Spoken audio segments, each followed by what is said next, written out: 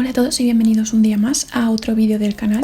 En este caso vamos a hablar sobre un tema que me habéis estado preguntando bastante y que me parece muy interesante, y es el tema de la inflación. Pero no solo quiero hablaros de esto, sino también quiero hablaros de la relación que tiene con el desempleo. Creo que ambos términos son bastante interesantes de analizar y que evidentemente van a fluctuar mucho últimamente. Así que, dado el contexto económico en el que nos encontramos, creo que es importante hablar de ambos. Así que en este vídeo quiero explicaros un poco en qué consiste la inflación, qué tipos de inflación podemos encontrar, cuáles son las causas, y también quiero hablaros sobre algo que está ocurriendo o ha ocurrido en los últimos años y que es bastante interesante y está generando mucho debate entre distintos economistas.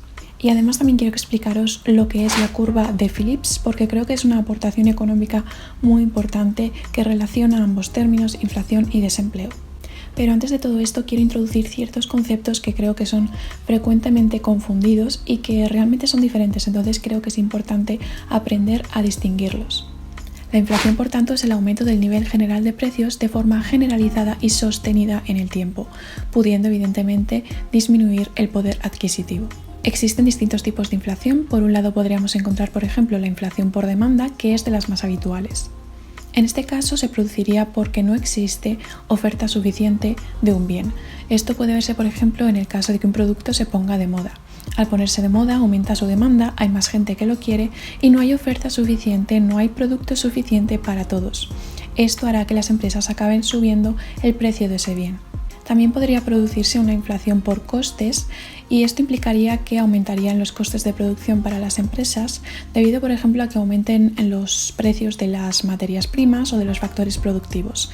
Y en este caso, evidentemente, las empresas trasladarán ese aumento de sus costes a la hora de la fabricación de los productos a los usuarios, incrementando el precio de los bienes finales. En tercer lugar, encontraríamos también una inflación producida por el aumento de la masa monetaria, que es, por ejemplo, lo que podría ocurrir en el caso de que se impriman billetes. Y por otro lado, encontraríamos una inflación autoconstruida. Esta inflación autoconstruida está muy relacionada con el keynesianismo, y lo que implica es básicamente que los empresarios tendrán expectativas de que van a aumentar los precios a futuro. Entonces ellos lo que van a hacer es intentar adelantarse subiendo los precios hoy. Esto hará que otras empresas acaben imitando sus acciones y al final el aumento de los precios en varias empresas acabará generando inflación. Estos son algunos tipos y causas de la inflación que podemos experimentar. Por otro lado, existen una serie de consecuencias. Por un lado, se podría experimentar cierta depreciación porque el aumento de los precios podría causar una disminución del valor de las monedas. También podría tener lugar una presión al alza de los salarios, de forma que estos se ajusten a la inflación que esté teniendo lugar. Una vez introducido un poco estos conceptos de inflación y depreciación que he comentado, quiero destacaros algunas diferencias entre distintos términos. Por un lado, quiero comentaros las diferencias entre deflación y desinflación, porque son términos frecuentemente confundidos. Creo que la gente a veces se piensa que son lo mismo, y sí que es cierto que son muy parecidos, tienen unos efectos similares, pero son diferentes. La deflación consiste en la disminución de los precios. Sin embargo, la desinflación supone que los precios están aumentando menos que antes, es decir, una disminución de la tasa de inflación. Aunque son parecidos, no implican lo mismo, porque la desinflación te está diciendo que sigue habiendo inflación, lo que pasa es que menor. Es decir, los precios siguen aumentando, pero cada vez van aumentando menos. La deflación directamente es la disminución de los precios. Y por otro lado, quiero comentaros el tema de la estanflación y de la hiperinflación. La estanflación sucede cuando aumenta la inflación y aumenta el desempleo, y se produce un estancamiento generalizado del PIB. Sin embargo, la hiperinflación supone un aumento de la inflación excesivamente rápido y fuera de control. Por otro lado, como os acabo de comentar el tema de la depreciación, también quiero que se distinga entre depreciación y devaluación. La depreciación supone la pérdida de valor de una divisa respecto a otra, pero esto sucede porque el tipo de cambio varía en función de las interacciones entre oferta y demanda. La devaluación, por otro lado, supone la pérdida de valor nominal de una moneda respecto de otra porque ha habido alguna actuación de las autoridades monetarias. Como veis, son conceptos bastante parecidos porque al final es la pérdida de valor de la moneda, pero tiene ese pequeño matiz que es el hecho de que en el caso de una devaluación ha intervenido una autoridad monetaria. Sin embargo, en una depreciación es algo que ha ocurrido las fluctuaciones del mercado entre oferta y demanda, es decir, es algo que ha ocurrido por la evolución del contexto económico. Algo que no ocurre en la devaluación porque ahí sí que tenemos esta intervención de las autoridades. La evolución de la inflación en España ha tenido diversas fluctuaciones. Al principio teníamos una inflación elevada hasta que llegó la crisis del 2008-2009 y entonces la inflación disminuyó notablemente. Pero sí que es cierto que después de esta crisis la inflación repuntó debido a las políticas monetarias que se aplicaron. Sin embargo, en el 2013 esta inflación volvió a bajar, alcanzando en el 2014 una inflación negativa, y no solo en España, sino en toda Europa. A raíz de esto se intentaron establecer ciertas políticas monetarias de forma que se pudiese impulsar la inflación. Quiero que tengáis en cuenta que el Banco Central Europeo, el BCE, tiene como objetivo un nivel de inflación de un 2%. Este 2% es el nivel óptimo de inflación según el BCE. Por lo tanto, se implantaron diversas políticas económicas para intentar impulsar un poco esta inflación y a finales del 2016 se consiguió tener una inflación de un poco más del 1%. Sin embargo, nuevamente la inflación volvió a bajar y encontramos una inflación por debajo del 1%. La situación actual con la crisis sanitaria, que ha desembocado también en una crisis económica, evidentemente ha afectado a esta inflación y podemos comparar, por ejemplo, el nivel inicial que tenía Europa, que en enero de 2020 tenía un 1,4% de inflación. Sin embargo, los datos de abril de 2020 nos indican que Europa ha bajado a un 0,4% de inflación y ha sido una caída especialmente provocada por la disminución de los precios de la energía y concretamente de los precios del petróleo. Este nivel del 0,4% de inflación que os comento en abril de 2020 es de Europa, pero es que en España concretamente hemos tenido un tipo de nivel de inflación negativo, alcanzando en abril de 2020 la cifra de menos 0,6% de inflación.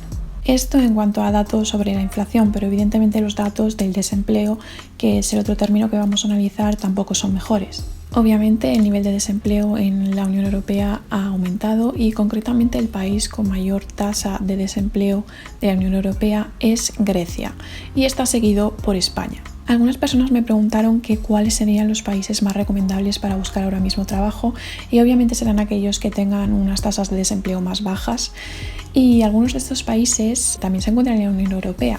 Por ejemplo, la República Checa y los Países Bajos tienen unas tasas de desempleo muy bajas, entre un 2 y un 3%. También otros países como por ejemplo Polonia o Alemania tienen unas tasas de desempleo bastante aceptables. Sin embargo, la inflación que estamos viendo últimamente está poniendo en entredicho ciertas cuestiones y está abriendo un gran debate entre los economistas. La cosa es que a pesar de la inyección de dinero en la economía, de inyectar billones de dólares, de euros, de yenes, de libras, etc., no estamos viendo que la inflación realmente suba. Es más, como os comenté, el Banco Central Europeo establece un nivel óptimo de inflación de un 2% y no se está llegando a ese nivel óptimo. Sobre la evolución de la inflación, os comentaba que en torno al 2014-2015 teníamos una inflación negativa. ¿Cómo puede ser esto si después de la crisis del 2008-2009 se inyectó muchísimo dinero en la economía? Además de eso, existe una relación medianamente estable y negativa entre el desempleo y la inflación. Es decir, cuando aumenta el desempleo, disminuye la inflación y viceversa. Y se ha observado que en los últimos años, después de la crisis, obviamente ha ido poco a poco disminuyendo el desempleo, pero no ha aumentado realmente la inflación. Es más, Janet Yellen, la ex jefa de la Reserva Federal, comentó a finales del 2017 que no sabía muy bien qué estaba ocurriendo con la inflación de Estados Unidos. Todo esto ha hecho que se cree un gran debate respecto a este tema y qué es lo que está ocurriendo últimamente con la inflación, por qué está tan inestable, por qué no acaba de subir, por qué no conseguimos ese objetivo que hay en Europa del 2% y no existe una teoría tal cual que ahora mismo lo esté especificando y justificando, pero existen distintos factores coyunturales y estructurales que son los que son defendidos por los economistas para justificar esta situación.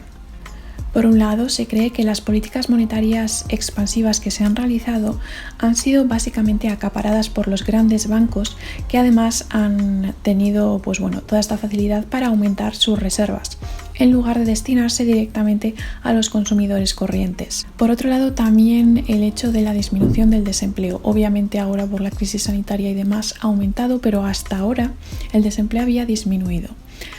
Pero, sin embargo, es un desempleo que ha disminuido en base a empleos quizá más precarios, y debido también a esta precariedad en los salarios de los trabajadores, aumenta o se mantiene gran cantidad como ahorro precautorio. Por lo tanto, tampoco termina de aumentar el consumo y por tanto la demanda, y por eso tampoco suben tanto los precios. Aquí es donde yo sacaría la típica frase de el fin justifica los medios y le pondría una interrogación.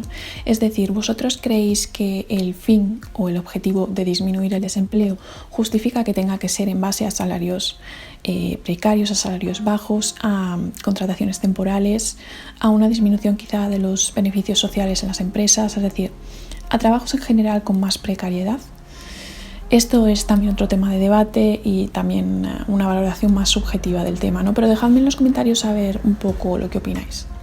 Como os comenté antes, también uno de los factores muy importantes que han afectado es el hecho de la disminución de los precios de la energía y sobre todo de la caída de los precios del petróleo. Por otro lado, también se justifica en base al progreso técnico, es decir, a la evolución de la tecnología, lo cual puede favorecer y aumentar la productividad de los trabajadores, pero a pesar de que ha aumentado esta productividad, los salarios no han aumentado tanto. Entonces esto también puede ser algo que está relacionado con esta insuficiencia de la demanda o del ahorro precautorio de las familias. En definitiva, a pesar de que se ha disminuido el empleo, al menos hasta ahora, hasta antes de la crisis sanitaria, y de que se ha inyectado en la economía gran cantidad de dinero, todos estos factores más o menos es lo que utilizan los economistas para justificar esta inflación medianamente baja y fluctuante y que a veces llega a niveles negativos. Sobre todo, uno de los factores fundamentales que estamos viendo es que no hay suficiente demanda, ¿no? Es esta desigualdad de la distribución de la renta. Y finalmente quería hablaros sobre una aportación económica realmente importante que se tiene muy en cuenta hoy en día también y que ha tenido diversas modificaciones con el paso del tiempo, ¿no? Se ha ido mejorando, digamos, y es la curva de Phillips. Os la voy a analizar un poco gráficamente para que veáis en qué consiste y de qué va, pero primero os voy a hacer una introducción a esta curva de Phillips. La curva de Phillips tiene su origen con el economista neozelandés Aldan W. Phillips, que desarrolló un estudio en base a la relación que tenía el desempleo y las variaciones de los salarios. Por lo tanto, él tiene como la idea originaria que da lugar a esta curva de Phillips. Pero más adelante otro autor, en este caso Lipsey, desarrolla dos fundamentos que justifican esta aportación, ¿no? Da dos justificaciones teóricas. Estos dos supuestos fundamentales en los que se basa es, por un lado, la existencia de una relación lineal positiva entre la tasa de crecimiento de los salarios nominales y del exceso de demanda de trabajo. Y por otro lado, en la existencia de una relación no lineal negativa entre el exceso de demanda de trabajo y el desempleo. Justificando ambos supuestos, se establece que existe una relación negativa entre la inflación y la tasa de desempleo. Introduciendo esta curva de Phillips, podemos analizar entonces las variaciones que tiene el desempleo con la inflación, teniendo en cuenta dentro de la inflación las variaciones de los precios y de los salarios. Vamos a analizar la curva de Phillips a corto plazo para ver la relación inversa entre desempleo e inflación. Para ello nos ayudamos primero de la gráfica de demanda y oferta en términos agregados. Dibujamos con pendiente negativa la demanda agregada y con pendiente positiva la oferta agregada. La intersección será el punto de equilibrio que nos dará el precio, que en este caso le ponemos como 5, y el nivel de producción, que en este caso serán 10 unidades. A continuación realizamos la gráfica de la curva de Phillips a corto plazo y ponemos en los ejes la inflación y el desempleo. La curva de Phillips tendrá pendiente decreciente y esta será la curva a corto plazo. Dados los niveles iniciales de la gráfica anterior, es decir, a precio 5 y producción de 10 unidades, tendremos entonces en la curva de Phillips un punto que nos dará un nivel de desempleo de 8 y un nivel de inflación de 4. Si por cualquier circunstancia económica se produjese un aumento de la demanda agregada, es decir, se demandasen más productos, se produciría un desplazamiento de la demanda agregada hacia la derecha, puesto que sería mayor. En este caso tendríamos un nuevo punto de equilibrio y por lo tanto el nivel de producción de las empresas aumentaría y sería mayor. En este caso pondremos 20 unidades y el precio obviamente también aumentaría. Este cambio se trasladará a la curva de Phillips y por lo tanto nos desplazaremos en ella hacia un punto en la izquierda. Esto que implica que ha aumentado la inflación, ahora tenemos un nivel de 8 y ha disminuido el desempleo. Como podéis ver, a costa de una mayor inflación ha disminuido el desempleo. Todo esto muestra la relación inversa entre desempleo e inflación con la curva de Phillips en el corto plazo. Sin embargo, la curva de Phillips a largo plazo tendría una forma vertical, por lo que esta relación inversa ya no se daría. Y eso es todo, espero que os haya servido y os haya sido útil el vídeo de hoy. Si os ha gustado no os olvidéis de darle like y de suscribiros al canal para tener más vídeos como este y nos vemos en el siguiente vídeo.